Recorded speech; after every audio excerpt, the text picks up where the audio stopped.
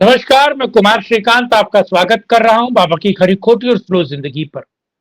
बंगाल कितना सुरक्षित है? बंगाल अब पत्रकारों की कब्रगाह बन रहा है।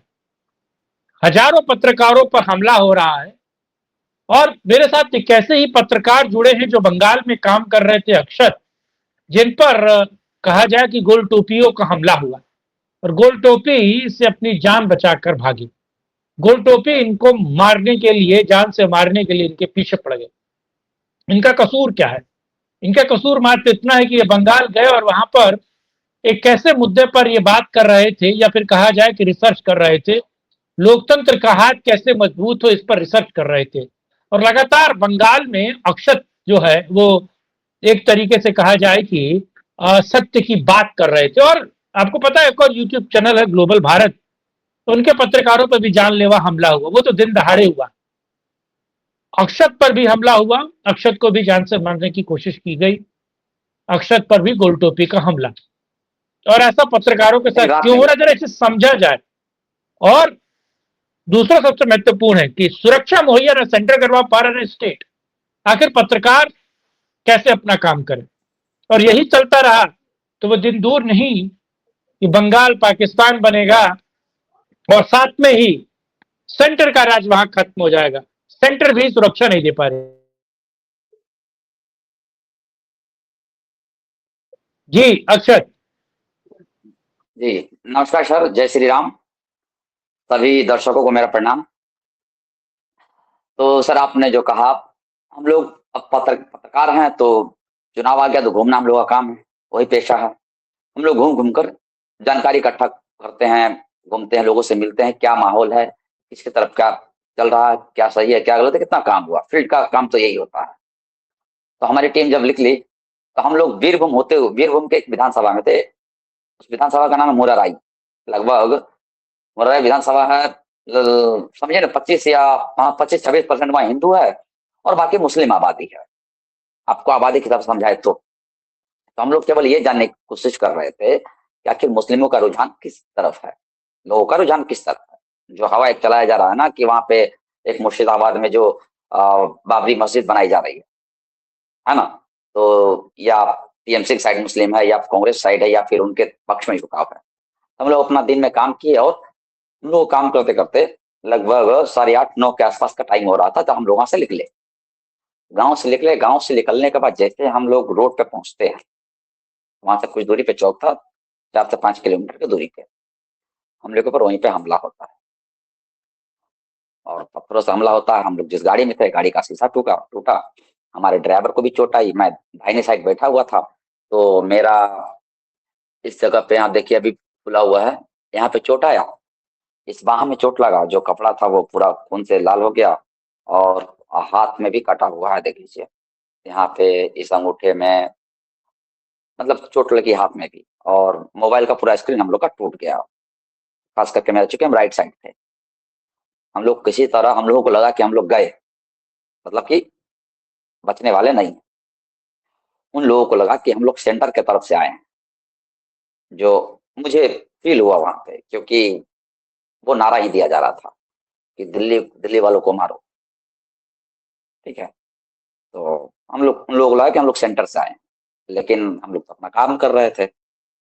और खास करके उसमें जितने भी लोग थे सब हिंदू थे। हम लोग को सीरियस निकल रहे थे, लेकिन हम लोग को ये अंदाजा नहीं था कि यहाँ पर भी हम लोग के ऊपर हमला हो जाएगा। तो कोई सुरक्षा व्यवस्था की कोई बात, मतलब हम लोग वहां पे कोई सुरक्षित नहीं है।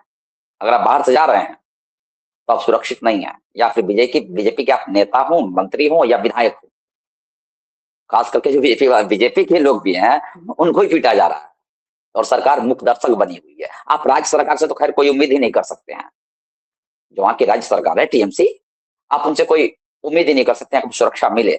लेकिन जो उम्मीद एक आप हम जैसे पत्रकार जो लगा के रखते हैं कि सेंटर हमें सुरक्षा देगी, क्योंकि हम लोग एक राष्ट्र के लिए काम कर रहे हैं, है ना, तो हम लोगों को लगता है कि सेंटर हम लोग सुरक्षा देगी, लेकिन ऐसा होता नहीं है। ठीक है, वो लोग अपने काम में मस्त हैं, लेकिन हम लोग अपने जान को जोखिम में डाल के लोगों तक खबरें पहुंचा रहे हैं। इससे पहले सर, आपको याद होगा तो ग्लोबल भारत के एक आदित्य मिश्रा थे, और उनके ऊपर मुर्शिदाबाद में हमला हुआ था। उनके ऊपर दिन दहाड़े हमला हुआ था, केवल कलावा देख के। ये स्थिति है बंगाल की। अगर बंगाल को अभी भी नहीं बचाया गया सेंटर की तरफ से, तो फिर बंगाल में रहना मुश्किल हो जाएगा। समझे ना कि बंगाल ऐसा होगा कि सेंटर से कट सा जाएगा, सेंटर के कानूनों से, क्योंकि वहां किसी को कानून का डर है ही नहीं। ममता बनर्जी उन लोगों को खुल्लम खुल्ला छूट देकर रखी हुई, ये स्थिति है बंगाल की। मतलब कहा जाए तो डरावनी लेकिन स्थिति है। लेकिन लेकिन अगर यही स्थिति रही तो मुझे नहीं लगता है कि बीजेपी दूर दूर तक उसकी उम्मीद है जीतने की। मैं तो आज इस बात को कह रहा हूं कि अगर आप लोकतंत्र का चौथा स्तंभ अगर सुरक्षित नहीं है और लगातार पत्रकारों पर हमला हो रहा है और लगातार पत्रकार मारे जा रहे हैं और हम अपना काम फुली प्रैक्टिस नहीं कर सकते, सर्वे क्या, रिपोर्टिंग क्या, मुझे याद है जी न्यूज के पत्रकार को पीटा गया और दौड़ा दौड़ा के मारा गया, रिपब्लिक की पूरी टीम को पीटा गया। वो दृश्य आप लोगों ने देखे होंगे कि रिपब्लिक जो टीवी है उसके पत्रकारों को पीटा गया और किस तरीके से दौड़ा दौड़ा के मारा गया। तो ये बांग्लादेश में नहीं, ये पश्चिम बंगाल में हो रहा।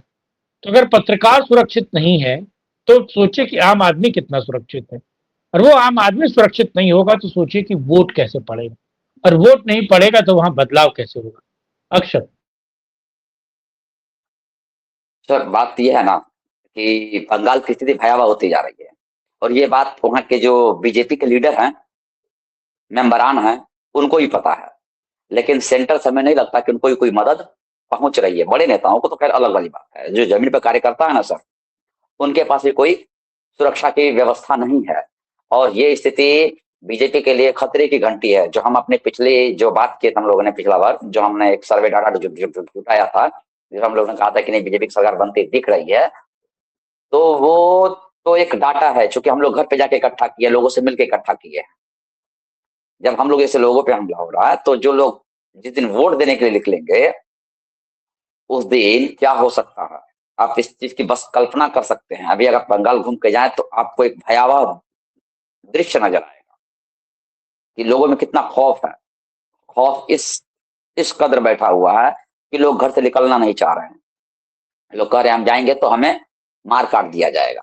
जब हम जैसे लोगों को सुरक्षा नहीं मिले तो लोग वहां जो रहने वाले लोग उनको क्या मिलेगी। और लोगों में डर डर डर का आलम यह है कि कोई सामने आता भी नहीं है बोलने के लिए। हम लोग किस तरह अपनी जान बचा के वहां से भागे। चूंकि पिछली बार जब हुआ था, हमारे वो जो पत्रकार थे आदित्य मिश्रा, उनसे हमारी बात हुई थी। उनको पुलिस ने कहा कि अपना कैमरा भूल जाओ, आप अपना कैमरा भूल जाओ, आप यहाँ से जान बचा के निकल जाओ।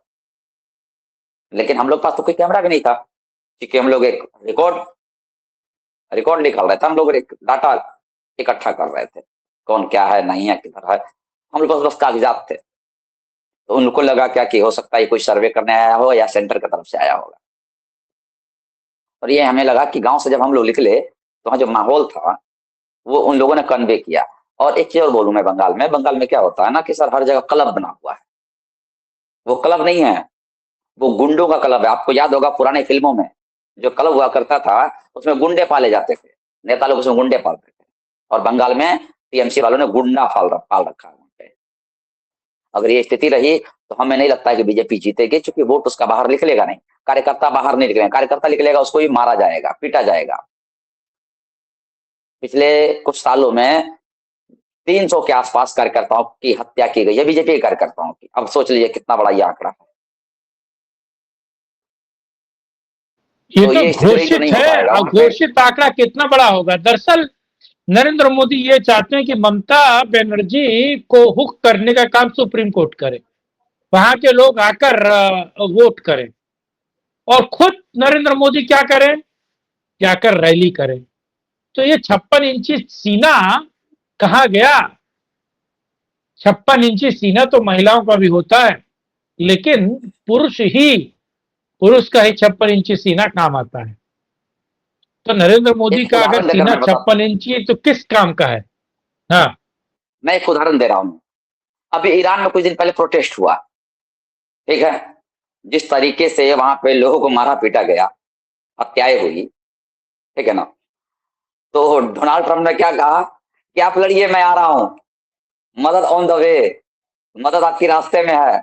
लोग आशा में लड़ते रहे, अपनी जान देते रहे। और क्या हुआ, ढाक का 3 पात, कुछ नहीं हुआ। लोग मरे, लोगों ने अपनी जानें गंवाई, लेकिन विद्रोह को शांत कर दिया, कुचल दिया गया।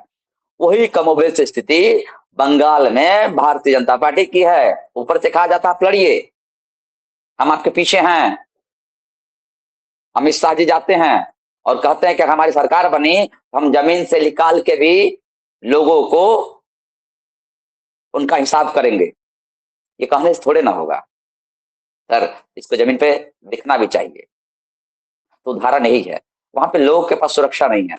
अगर आपको, अब मैं एक ही बात बोलूंगा, जो आप पिछले बार आपने कहा था ना, राष्ट्रपति शासन, अगर बंगाल में चुनाव कराना है तो आपको कम से कम 2 से 3 महीने पहले वहां पे राष्ट्रपति शासन लगाना होगा। सारी जो संवैधानिक शक्तियां हैं, जो पुलिस का पावर है, वो टोटल केंद्र को अपने हाथ में लेना होगा। जन जन तक ये भाव पहुंचाना होगा कि आप सुरक्षित हैं, आप घर से बाहर निकलिए, आप वोट दीजिए, तभी बदलाव संभव है, अन्यथा बदलाव संभव नहीं है। फिर भारतीय जनता पार्टी भूल जाए कि उसके बंगाल जीतना भी है। ये स्थिति है सर।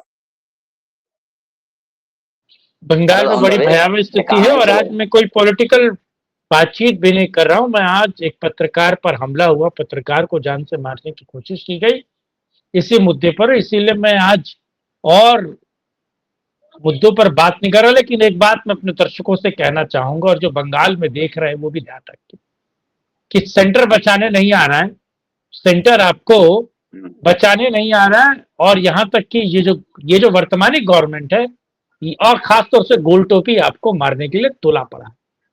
अब तो मैं आखिरी बात देखिए कहूंगा, शेख अपनी अपनी देख, अपने स्वयं विवेक के साथ आप निर्णय लीजिए। और इसका इलाज यही है कि आप राष्ट्रपति शासन अक्षर मिनिमम 6 महीने के लिए लगाइए।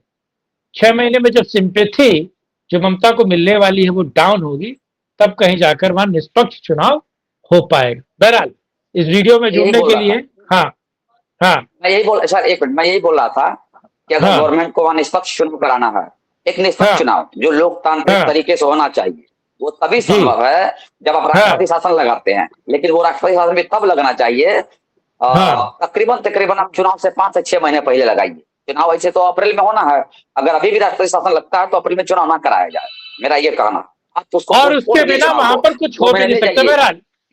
बहरहाल इस वीडियो को लाइक शेयर चैनल को सब्सक्राइब करें।